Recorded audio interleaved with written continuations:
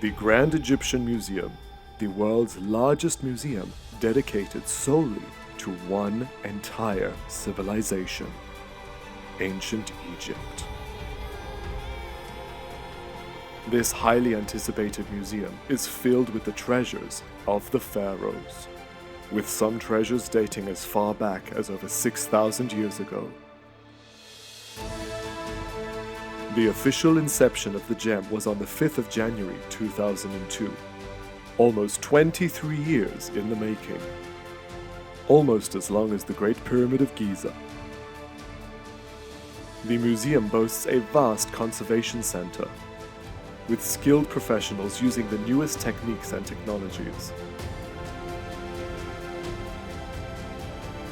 The biggest project of the gem is restoring the many artifacts of King Tutankhamun, painstakingly preserving the objects. There's even an entire gallery to display the thousands of objects of Tutankhamun.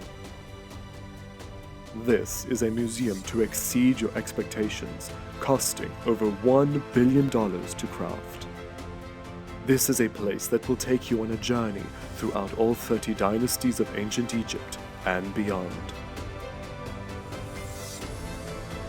Come along and go inside the Grand Egyptian Museum as we explore every corner of this breathtaking site with me, Curtis Ryan Woodside.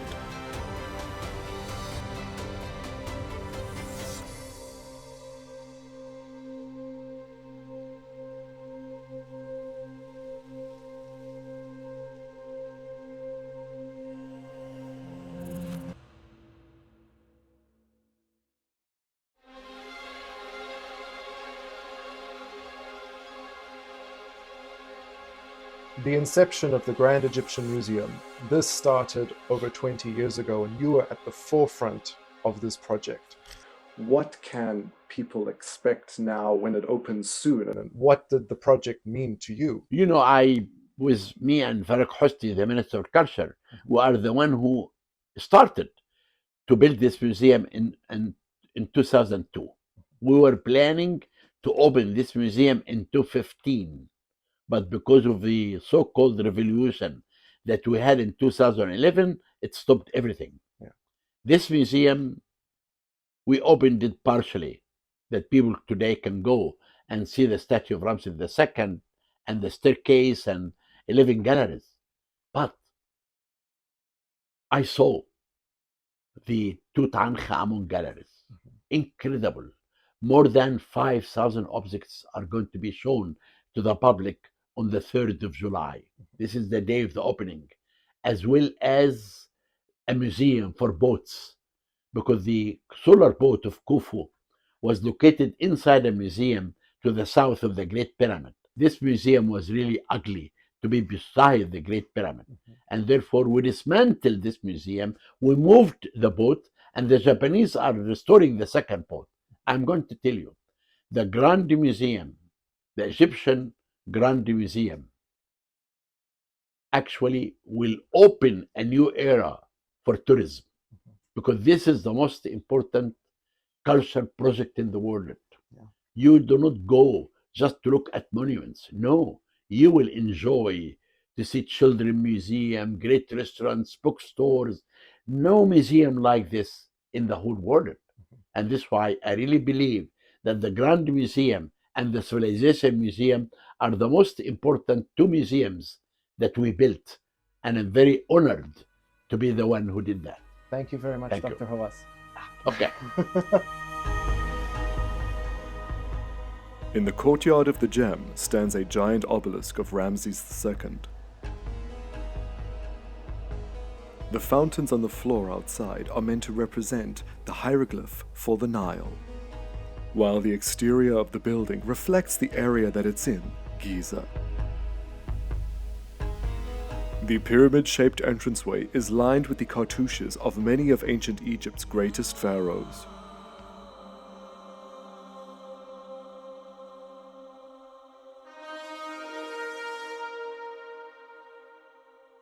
This colossal statue of Ramses II will greet all visitors arriving here at the entrance court. This mighty statue was found at Memphis, the capital, during Ramses II's reign. On the side of the statue is one of Ramses II's daughters, named Bintanaf.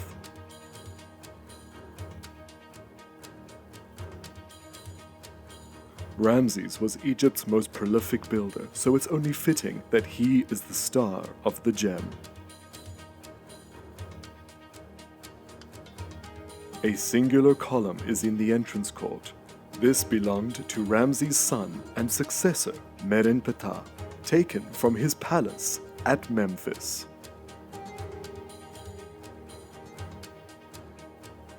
Standing next to the pillar of Merenptah are two Greek royal rulers, brother and sister, Ptolemy II and Arsinoe, brought up from the waters of the Mediterranean in Alexandria.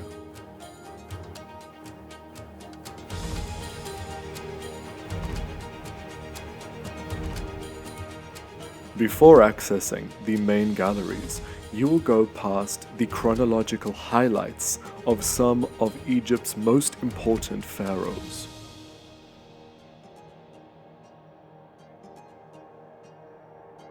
We start with the 12th dynasty pharaoh, Senusert I. His eyes painted to look up into the heavens. The grand staircase will lead you past this interesting statue.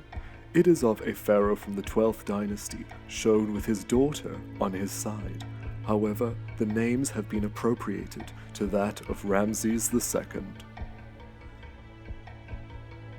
Senusert III, the pharaoh that expanded Egypt's empire by conquering Nubia.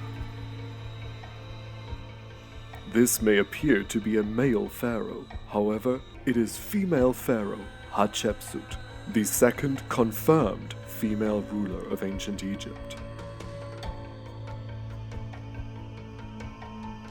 She ruled instead of her stepson, who was too young at the time. When she died, he took the throne again, and his name was Pharaoh Thutmosis III. Although this statue may have been of Hatshepsut, he has added his name to the belt.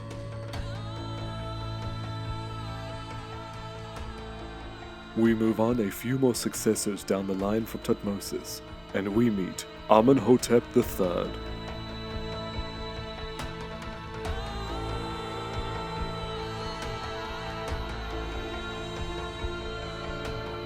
His reign saw an unprecedented amount of peace and wealth within the country. Amenhotep III would be succeeded by his son. Akhenaten. This strange-looking pharaoh worshipped the sun disk named Aten and abandoned all other gods. On this stela of Akhenaten is a scene that I'd never seen before. Something quite unsettling. It is Queen Nefertiti bowing down with her face in the dirt before the god Aten.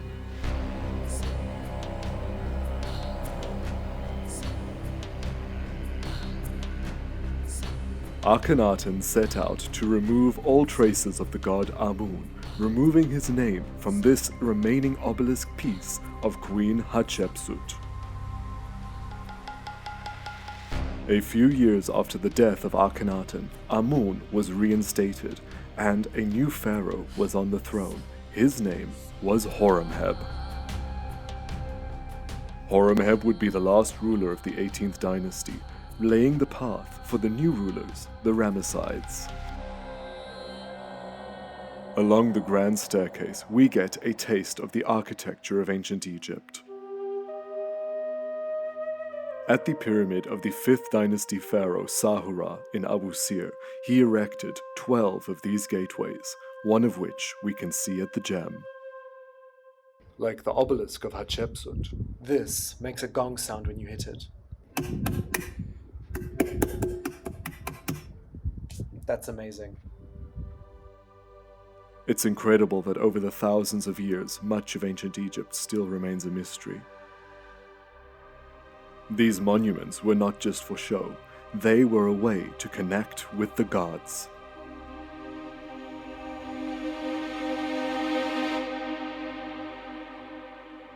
One pharaoh built more than any other. We already know his name, Ramses II.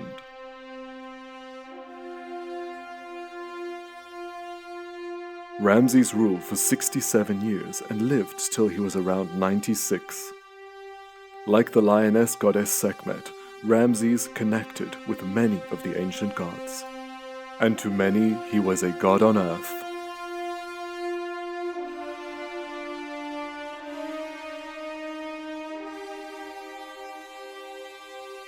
Yet Ramses could not achieve this by himself. He had a strong woman helping him along. The love of his life, the great royal wife, Queen Nefertari, shone supporting him. Here Ramses is supported by the goddess Anat, the goddess that he named his daughter after. Several of Ramses' family members succeeded him, like Merenptah, his son, and Seti II.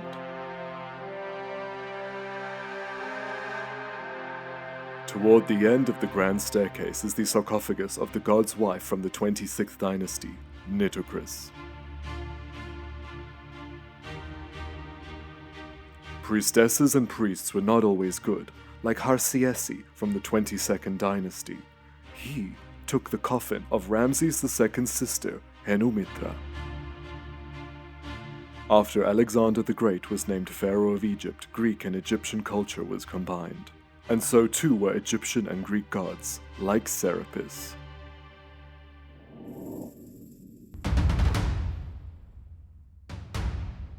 The Old Kingdom is a relatively long period of time where we see the ancient Egyptian culture develop from its earliest stages to its highest glory. The period before the unification of Upper and Lower Egypt is known as pre-dynastic. It can stretch back almost 10,000 years ago, which is why it is still so mysterious to today. Some pre-dynastic statues show a man with a large phallus, like these two covered in gold.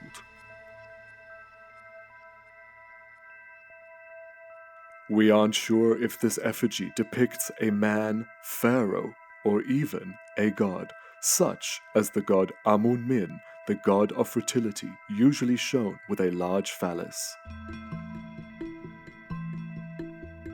Nudity in the Old Kingdom was nothing strange. Both men and women were often shown completely naked. The man on the right is intriguing because he is shown with red hair. Something these people wanted to do was to depict their everyday life.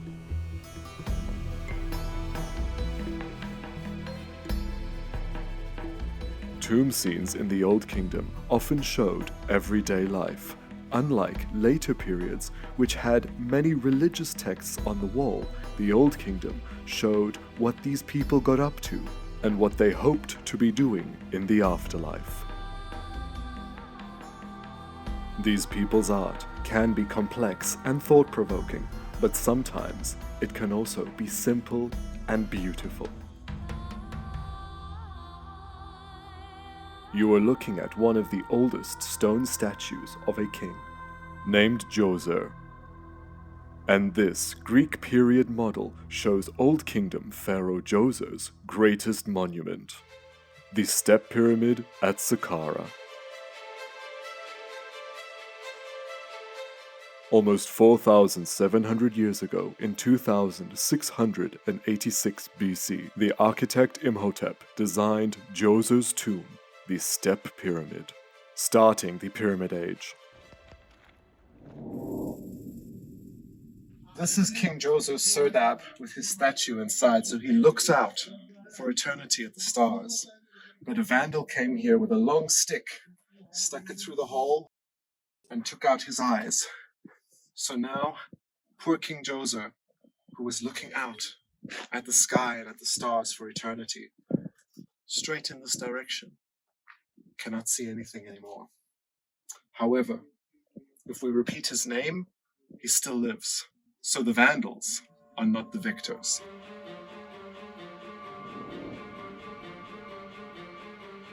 After Pharaoh Djoser, the next ruler would attempt to build the perfect pyramid.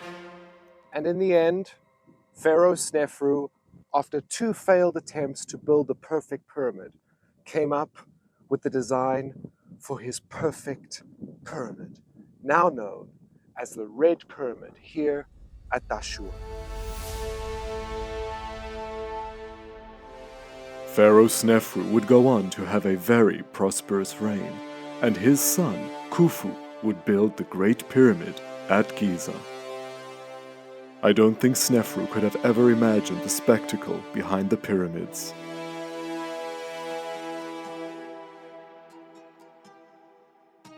This throne for carrying a queen around was for Snefru's wife, Heteperes. Many of her titles appear on the throne. Queen Heteperes, the mother of Khufu, was the first person to be buried here at Giza. She was buried in a shaft tomb similar to this. This is when the tomb was discovered. It was quite a spectacle. Inside the tomb, we found her sarcophagus along with flat pack furniture. So this, a normal pit tomb, is what inspired this vast necropolis.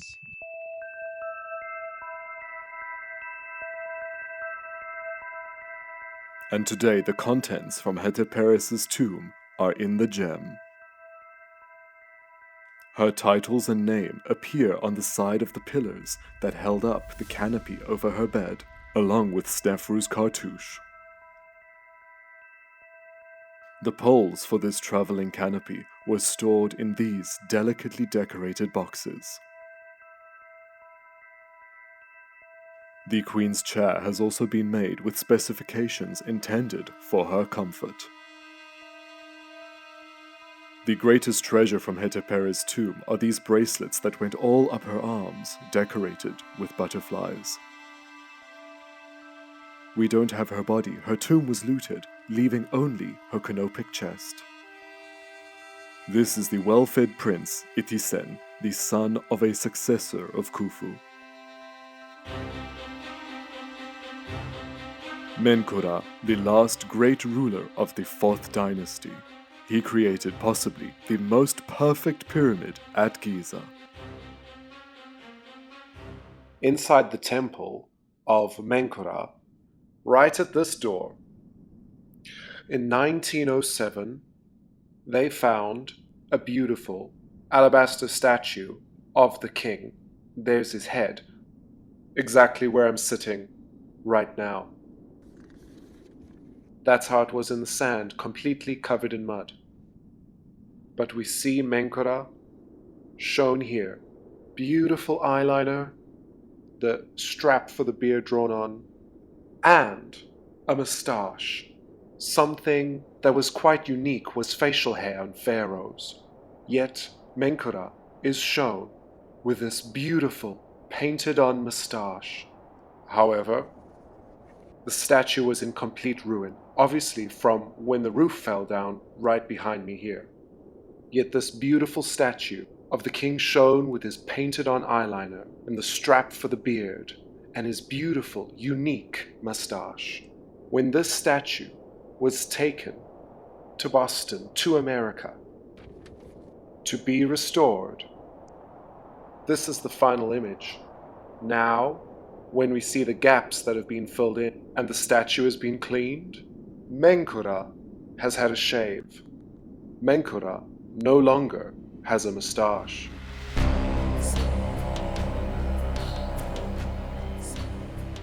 Sahura and his successors of the 5th dynasty would lean towards following the god of the sun, Ra. Yet it seems when it comes to ancient Egypt, all we can talk about are the pharaohs. However, there's so many interesting stories to hear from the everyday people.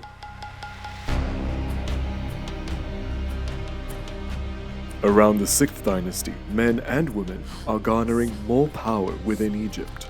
Now, not relying on a gifted tomb from a pharaoh, if you could afford it, you could prepare for your own afterlife. This is Kai from the late 4th dynasty.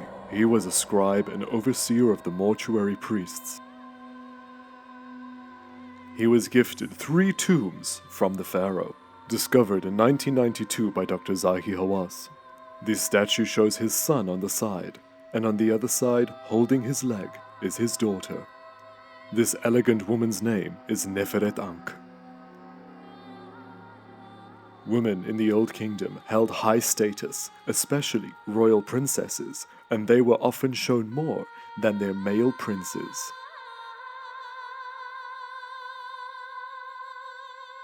These haunting eyes belong to Metri, the overseer of the scribes. Metri from the 6th dynasty was to witness a big change ahead.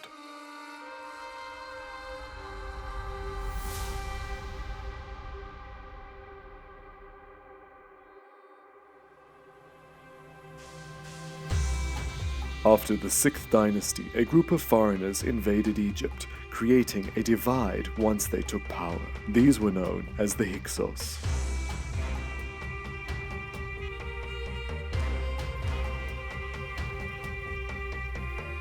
There were so-called pharaohs during this period.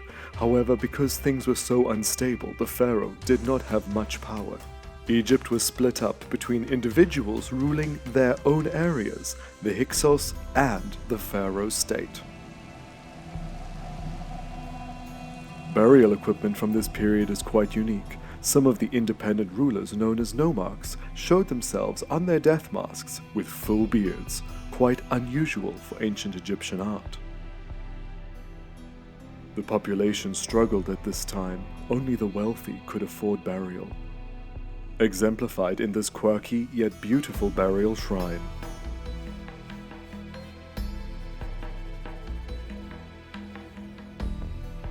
But hope was on the horizon.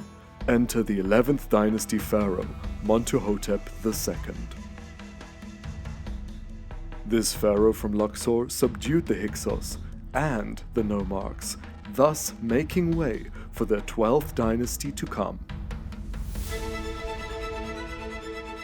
With a view of a seemingly stable Egypt, now the focus would turn to more cultural aspects. In the 12th dynasty, also known as the Ancient Egyptian Classical Age, writing took on a new importance.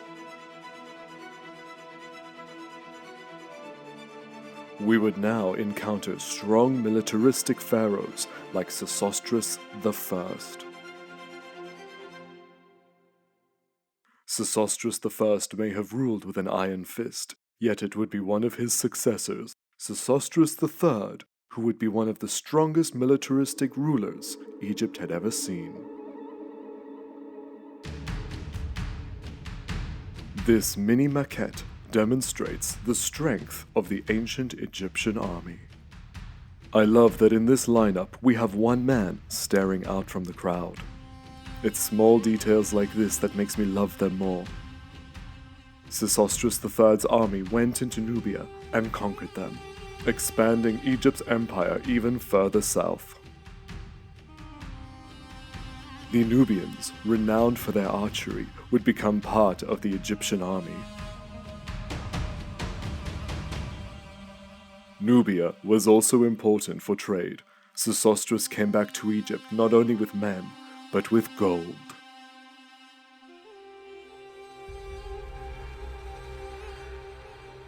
The jewelry from the Middle Kingdom is some of the finest and most detailed jewelry from all of Egyptian history. Like these bead bracelets with small lion details, amethyst, lapis, turquoise, and a gold fish. Senesert's name on a small gold shell-shaped necklace, and an electrum scarab. The jewelry of the 12th dynasty exemplifies the elegance of the period.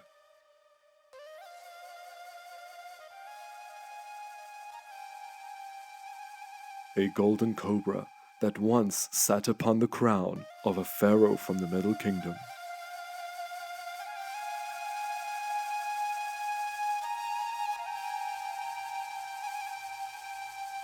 One of the last pharaohs of the 12th dynasty, Amenemhat III, shown on a double statue here, one his divine form, the other his earthly form.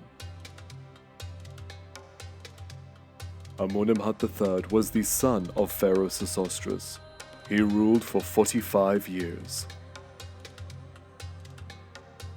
In my opinion, this statue of Amunimhut III with once inlaid eyes is one of the most beautiful I have ever seen in ancient Egypt. Amunimhut maintained Egypt's wider borders.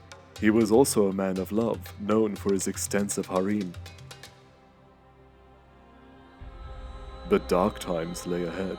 Amunimhut died, followed shortly after by his son, leaving his daughter Sobek Neferu to become the first recorded female pharaoh. Once Sobek Neferu died, Egypt would face a second intermediate period. The dismantled 13th dynasty of ancient Egypt consisted of many pharaohs going by the name Sobek Hotep.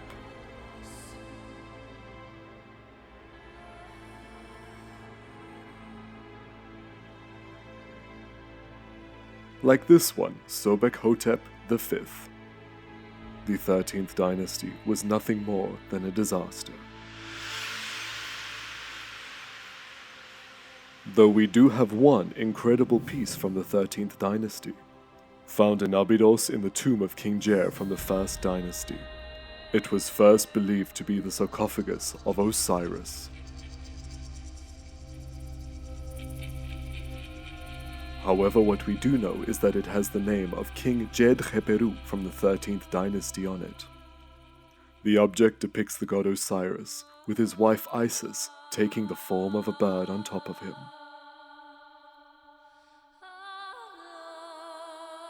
From the 13th into the 17th dynasty, Egypt was split between Egyptians and Hyksos.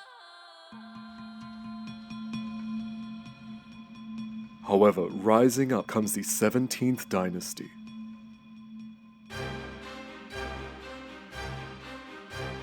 A small group of Egyptians with their pharaoh, Sobek Shaf, started an uprising against the Hyksos.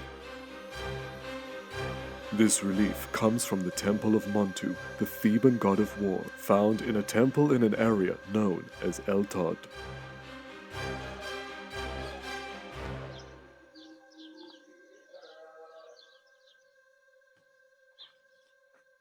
It was here in the late 1800s that Jean-François Champollion came, and he discovered an incredible treasure here at El Tod. What he found was a box, and inside this box it was filled with some of the most beautiful silver plates, bowls, and jewelry. But now, unfortunately, that treasure is no longer here at El Tod. It's not even in Egypt. It is in Paris at the Louvre. But if you ask me, I know where I would prefer to have to go to see these treasures.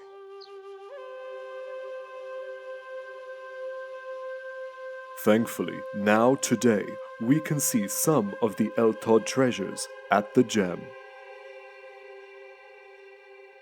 Unlike today's society, silver back in ancient times was very precious, back then costing even more than gold. The priests hid this treasure in the late Greek period.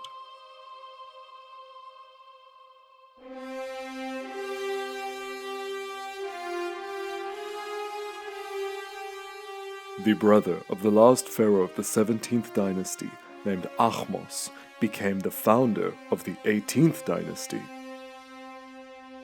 He had now finally expelled the Hyksos from Egypt and reunited the country. The son of Ahmos, Amenhotep I, went on to be one of the most successful pharaohs. The wife of Ahmos and the mother of Amenhotep I became a cult-like symbol for many, as her son and her husband helped free Egypt. Amenhotep I founded a new village named Dir al-Medina just outside Luxor. Here Amenhotep I and his mother Ahmos Nefertari were worshipped. The men from Dir al-Medina were the ones that constructed the new tombs in the Valley of the Kings. Being from one of the most affluent villages, the people at Dir al-Medina had a comfortable life. The son of Amenhotep I, Thutmose I, then became pharaoh. His first wife, Mutnofret, would give birth to the next pharaoh, Thutmose II. Mutnofret's son would go on to marry his half-sister, Hatshepsut. Hatshepsut's story is quite complex. She is born from Thutmose I, but then marries her half-brother, Thutmose II. Her stepson, Thutmose III, was too young to become pharaoh when the father died, and thus Hatshepsut became the second female pharaoh to ever rule Egypt.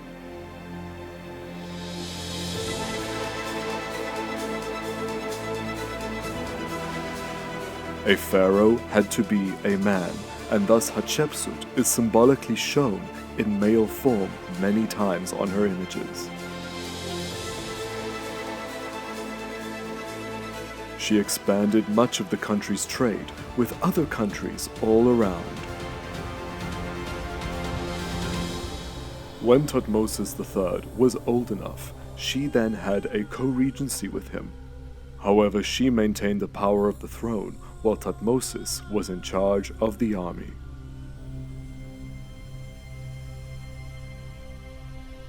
When Hatshepsut died, Thutmose III finally took up his birthright. He became the pharaoh. Toward the end of Thutmose III's reign, his son had a co-regency with him for 2 years. Like his father, Amenhotep II, too, was a great warrior. There is a myth surrounding this pharaoh, saying that he had an arm strong enough to shoot arrows through trees and copper.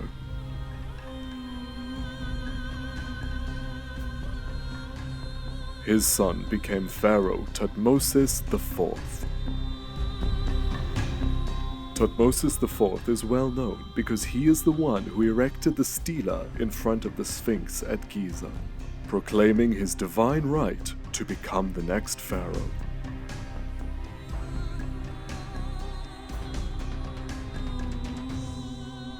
He even settled political problems with the people of Mitanni, even marrying one of their princesses. The son of Thutmose IV, Amenhotep III, became the next pharaoh. Unlike his predecessors, he ruled Egypt through words, not war. Sharing the same name as the pharaoh, this man, the son of Hapu, was one of the most important men to Amenhotep III. He was a scribe and an architect, and was deified for his works. He planned the construction of Amenhotep III's mortuary temple, as well as much of Luxor and Karnak temple. Yet things would soon drastically change with Amenhotep III's son. Akhenaten abandoned the main gods of Egypt and moved the capital city. This cobra has the name of Akhenaten on it and once sat upon one of his crowns. The art in the Amarna period was extremely exaggerated, with a touch of realism, something we never had seen before or after. Times were changing for Akhenaten, and eventually one of his successors would be his son Tutankhamun. By the age of 9, he abandoned Amarna and the cult of Aten and moved back to Luxor and reinstated the worship of the god Amun.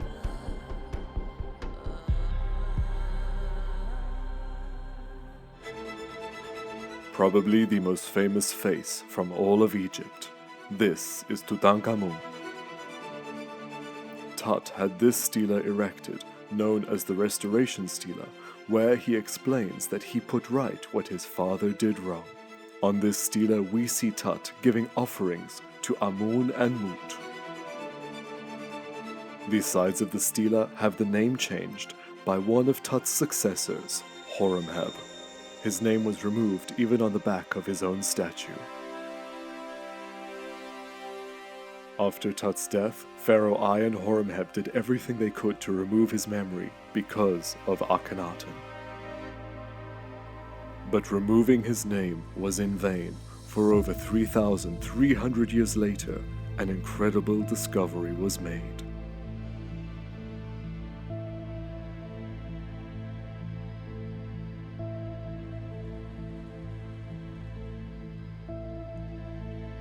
In 1922, Howard Carter discovered the tomb of Tutankhamun.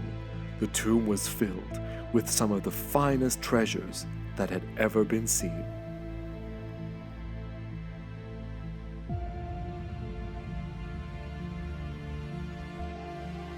Almost 6,000 objects were found in the tomb, some that were only intended to be seen by the dead, like this amulet which was placed on Tut's body. And today the gem has an entire wing dedicated to Tutankhamun. Here we can see for the first time all of the objects discovered in Tut's tomb. Some less familiar to us, and some that are instantly recognizable.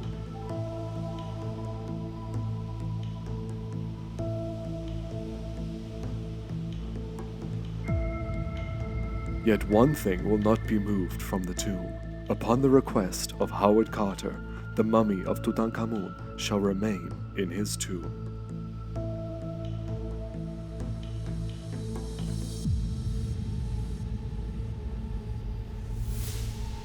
And very shortly after the death of Tut, the 19th dynasty was formed. Seti I was succeeded by his son, Pharaoh Ramses II. The Ramesside galleries show us the sheer might of the 19th dynasty, including this statue of Ramses discovered in Tanis by Piemonte. Ramses had over 150 children, yet it would be his 13th son, Merenptah, that would finally succeed him.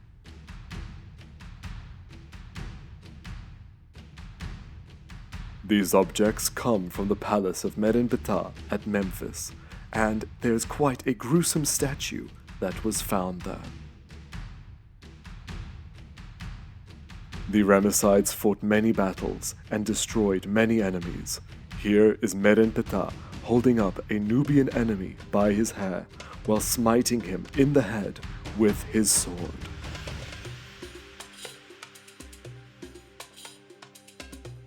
The smiting scene is something every pharaoh does, but this statue is unique.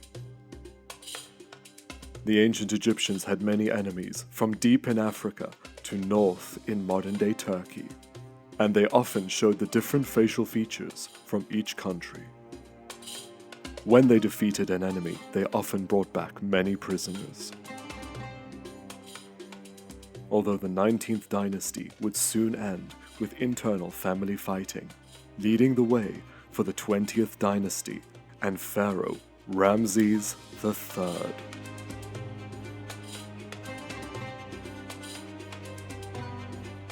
Ramses III is often referred to as the last great pharaoh of ancient Egypt. He successfully fought many campaigns and chased out the Sea Peoples. In the 18th, 19th, and 20th dynasty, we see an influx in the lavishness of the nobles of Egypt.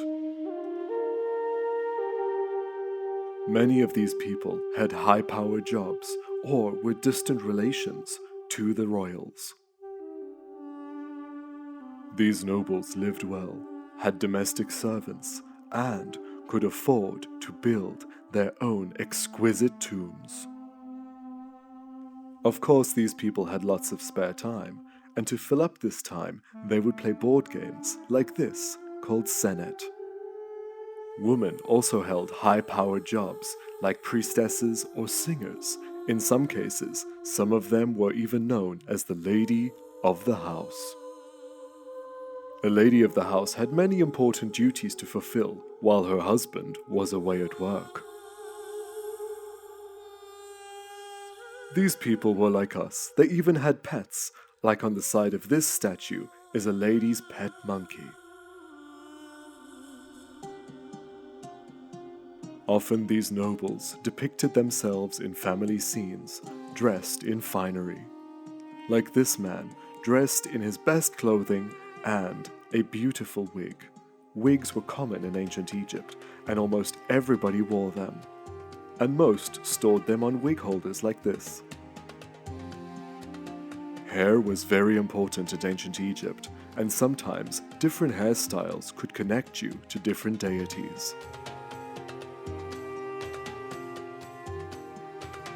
The ancients loved to use their cosmetics, men and women alike. Often they wore many different kinds of makeup, and applying makeup was almost like a ritual, saying, "Please give me beautiful eyes," like the goddess Hathor. Of course, you can't just apply this willy-nilly. The ancient Egyptians had polished pieces of silver or copper that they used as mirrors and stored them in beautiful boxes like this one. But following events was about to turn Egypt upside down.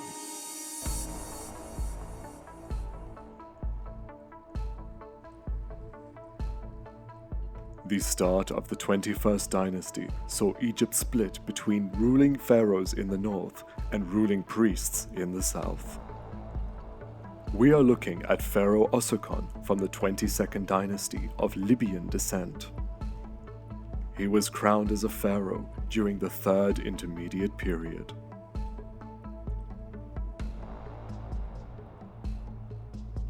These pharaohs ruled up in the north in Tanis around 870 BC.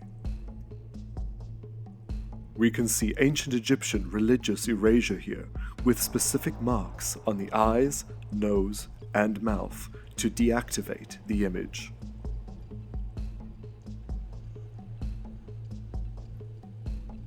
During this period of instability, the Nubians in the south took up arms and took over the south of Egypt all the way up to Luxor. This doorway was made by Pharaoh Shabaka of Nubia. However, the Nubians only ruled for less than 100 years. They were chased out of Egypt by the Assyrians, who took advantage of the weakened state. This stela shows an Assyrian ruler holding the scepter of Waz, the ruling scepter of Egypt, above a lion. Although the Assyrian rule was quite different, they did not want to upset the native Egyptians, thus installing local rulers like the native Egyptian Pharaoh Psamtik. With Psamtik, we enter the 26th dynasty. However, full Egyptian rule was not yet in play. The Assyrians may have been out, yet the Nubian rule was still slightly there, in the form of the god's wife. A band of high priestesses that through the adoption of the Nubian princess Amuniadris became the Nubian rulers in Luxor. Pharaoh Psamtik had his daughter Nitocris adopted by the then Nubian god's wife in Luxor named Shepenupet. By Shepenupet adopting Nitocris as her successor, once Nitocris died, it meant that full Egyptian rule would be back over Upper and Lower Egypt.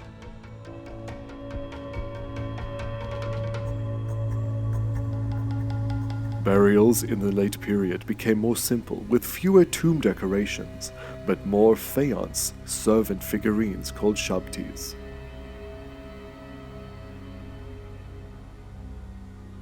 Hekayemshaf, a priest from the 26th dynasty, was buried with a beautiful stone and faience net placed over his mummy to connect him to Hathor, as well as a beautiful inlaid golden death mask, so that he may be recognized by the gods in his next life.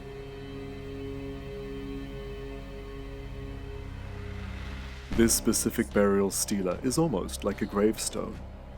When Aleister Crowley and his wife saw this in the Cairo Museum, they were so fascinated by it, they thought that they saw a vision, and this is what started Aleister Crowley's occult religion.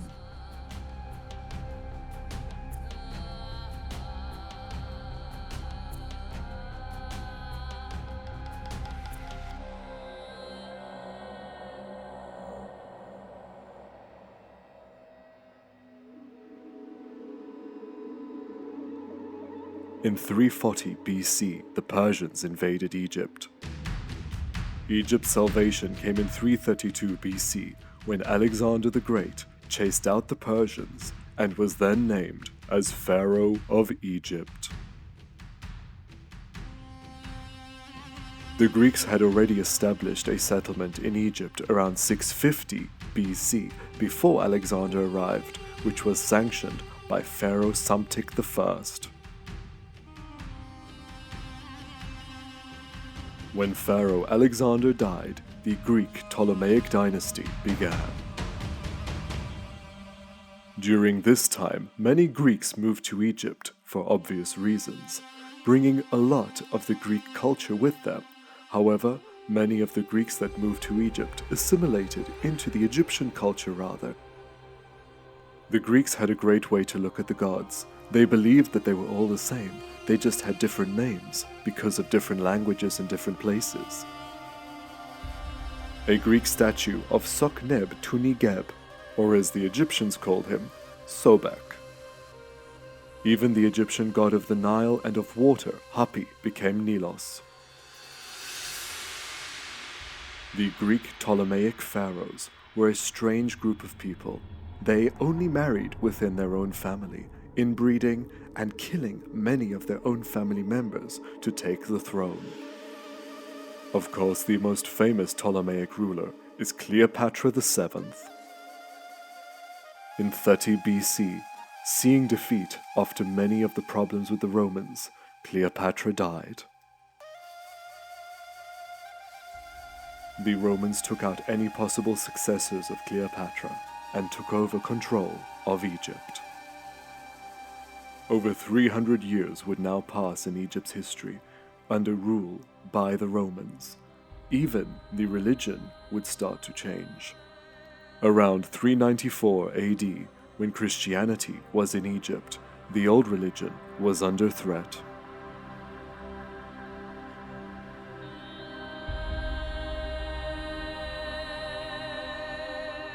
This impressive gold and silver falcon was found at a temple that Cleopatra had finished, Dendera, within its subterranean chambers. Ironically, Horus, the falcon god, is shown as the protector of the pharaoh and of Egypt. The priests at Dendera saw that the end was coming as Christianity's power increased much within Egypt. The priests would often hide during raids in the subterranean chambers, and one day they decided to bury many of their treasures beneath the temple. The symbol of the sun and rebirth, the scarab, was among the treasures buried under Dendera.